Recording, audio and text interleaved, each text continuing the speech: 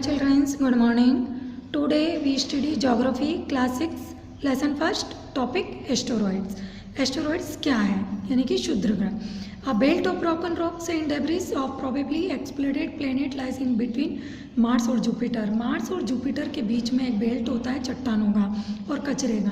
अब जब उसमें विस्फोट होता है तो उसमें छोटी छोटी चट्टानें में वो विभाजित हो जाते हैं. इसी को एस्टेरॉइड्स कहा जाता है. ये साइज़ में बहुत वेरी इन साइज़ बहुत बड़े होते हैं और सबसे बड़ा एस्टेरॉइड कौन सा है? सेरेस. और इसका जो डायमीटर व्यास कितना होता है? 700 किलोमीटर होता है. नेक्स्ट है मीटियर्स यानी कि उल्का टूटता हुआ तारा. You must have often seen bright streaks of light flashing in the night sky of a few moment. आपने कुछ क्षण के लिए देखा होगा जैसे रात में आकाश में कि कुछ तारे टूटते हुए दिखाई देते हैं और ये जो होते हैं तारे इनको हम शूटिंग स्टार कहते हैं. इनफैक्ट ये टूटते नहीं है परंतु आपको ऐसा लगता है. Broken pieces that separate from asteroid. ये एस्टेरॉइड से जब अलग होते हैं एंड दिस रॉक्स इंटर अर्थ से एटमॉस्फेयर और ये कहाँ पर आ जाते हैं? स्पीड के साथ अपने वायुमंडल में आ जाते हैं. ड्यू टू फ्रिक्शन किसके कारण होता है? ये गुरुत्वाकर्षण शक्ति के कारण होता है. और एटमॉस्फेरिक जो होता है अपना वायुमंडल वो डस्ट और गैसेस से होता है और रॉक्स जो होती है वो कम्प्लीटली बर्न हो जाती है. दिस आर कॉल्ड मीटियर्स और इसको मीटियर्स कहा जाता है. नेक्स्ट सर्पिंग क्रेटर्स और इससे क्या बनते हैं? ज्वालामुखी बनते हैं. और the earth are called meteorites. और जो पृथ्वी होती है उस पर बहुत सारे मटेरियल्स होते हैं, उल्काएँ होती है तो उसको मीटियोराइट्स कहा जाता है. अब जो इसमें दिया है कि the hit the earth is in the state of Arizona USA में जो है ओरिजिन वो द क्रेटर क्रिएटेड. जो क्रेटर बनते हैं वो 1200 मीटर्स एक्रोस एंड 170 डीप. इतना इनका ये रहता है कि ये इतने किलोमीटर इनका एक्रॉस रहता है और गहराई होती है. Next comets. कॉमेट मीन्स धूमकेतु. Comets are balls of dust ice particle. जो होती है बॉल जैसी होती है और इसमें डस्ट आइस यानी कि जैसे बर्फ ऐसे पार्टिकल्स होते हैं, फ्रोजन गैसेस होती है. और ये किसके चारों ओर चक्कर लगाती है? अराउंड द सन. सूर्य के चारों ओर. When they comes closer to the sun. जब ये सूर्य के पास में आती है तो ये बिल्कुल अंडाकार कक्ष के रूप में घूमती है. दे वेपोराइज और ये क्या होती है? वेपोराइज होकर एक लंबी सी पूंछ जैसी बन जाती है. यहाँ पिक्चर में दिया हुआ है. और ये कितनी दूर होती है? 1 मिलियन किलोमीटर्स इसकी ये लंबी होती है. और इसका जो फेमस जो कॉमेट है वो कौन सा है? Halley. Okay. Which is visible from earth every 76 year. ये पृथ्वी से हमें हर यानी कि प्रत्येक 76 साल के बाद ये दिखाई देता है. अब हमें नेक्स्ट ये कब दिखाई देगा? 2062 यानी कि 2062 में ये दिखाई देगा. नेक्स्ट है सैटेलाइट यानी कि उपग्रह. और उपग्रह क्या है? सेलेस्टियल नैसर्गिक बॉडी है ना. ये प्राकृतिक बॉडी है अराउंड द प्लैनेट्स. और ये किसके चारों ओर चक्कर लगाते हैं? प्लैनेट के, ग्रह के. और they do not have heat और लाइट. इनकी खुद की कोई हीट और लाइट नहीं होती. ना इनका ताप होता है ना प्रकाश होता है. और ये किसके जैसे होते हैं? प्लैनेट जैसे.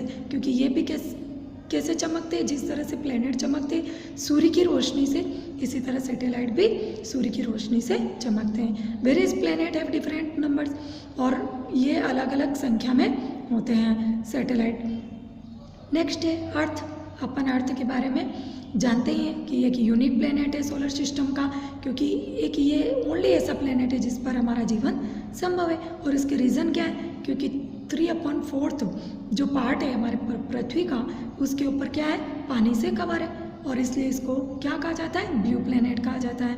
और एटमॉस्फेयर ऑफ द अर्थ हमारे जो पृथ्वी पर जो वायुमंडल है उसमें सफिशिएंट मात्रा में क्या है? ऑक्सीजन, जिसकी हमें वी नीड टू ब्रीथ, सांस लेने में आवश्यकता होती है. और इसका जो टेम्परेचर है वो कैसा है? मॉडरेट, बिल्कुल सामान्य है.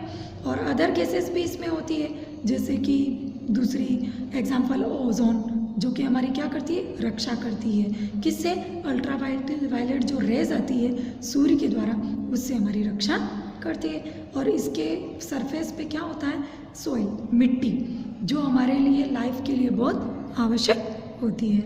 नेक्स्ट है the moon and it's phases. ये जो मून का पिक्चर दे रखा है ये कभी घटता है कभी बढ़ता है. तो ऐसा क्यों होता है? क्योंकि moon is the only natural satellite of the earth. पृथ्वी का एक प्राकृतिक जो सैटेलाइट है उपग्रह वो कौन है? मून, चंद्रमा. इट लाइज 3 लाख 80 4400 किलोमीटर ये हमारी पृथ्वी से दूर है और ये अपना 1 रिवोल्यूशन कंप्लीट, एक पूरा चक्कर लगाने में कितना टाइम लेती है? 28 डेज, 28 दिन इसको लगते हैं। और सेम टाइम उसी समय में यह अपनी एक्सिस पर भी घूमती है। We see always the same side of the moon, हम सिर्फ इसका एक ही हिस्सा देख सकते हैं। नेक्स्ट जो दूसरा होता है डार्क साइड, उसको हम देख नहीं सकते।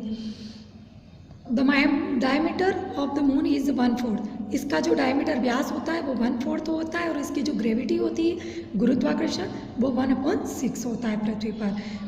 मून पर दस हैज़ नो एटमॉस्फेयर और नो वाटर, यहाँ पर ना तो कोई पानी होता है ना वायुमंडल होता है, इसलिए हम यहाँ पर नहीं रह सकते। Surface of the moon is full of craters, यहाँ पर पूरी तरह से क्रेटर ज्वालामुखी होते हैं। बॉम्बार्डमेंट्स होता है, मीटियर्स होते हैं विच स्ट्राइक द सरफेस अनबर्न, जिससे इस पे इसकी सतह पर कोई भी वायुमंडल की कोई गतिविधि नहीं होती है। The moon is visible to us in the night sky, आपको जब आप मून को देखते हो रात को आकाश में तो इसके जो शेप होते हैं वो अलग अलग होते हैं। क्यों? Depending on its part that is lighted up the by the sun, जितनी सूर्य से इसको रोशनी मिलेगी वही भाग इसका क्या होगा? चमकेगा, है ना।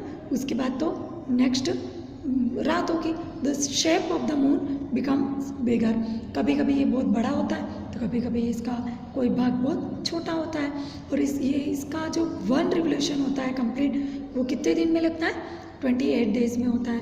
और जो इसका बढ़ता हुआ जो क्रम होता है, this is growing period is called waxing, और जो रिड्यूसिंग पीरियड होता है उसको वेनिंग कहा जाता है। और इसी कारण इसके जो शेप होते हैं वो अलग अलग होते हैं। Thank you childrens, our next lesson is complete.